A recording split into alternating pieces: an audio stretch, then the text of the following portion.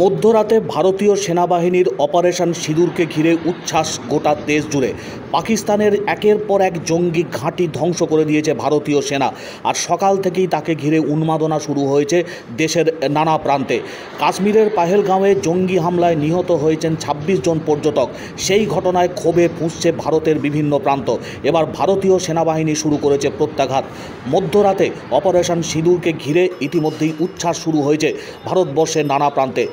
হুগলির শেওড়াফুলিতে জাতীয় পতাকা হাতে পথে নেমেছেন স্থানীয় বাসিন্দারা।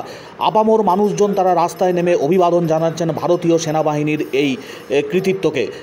শাঁখ ঘণ্টা বাজিয়ে পথে নেমেছেন শেওড়াফুলির মানুষজন। জাতীয় পতাকা হাতে নিয়ে অভিবাদন ভারতীয় সেনাবাহিনীর এই অপারেশন সিঁদুরকে।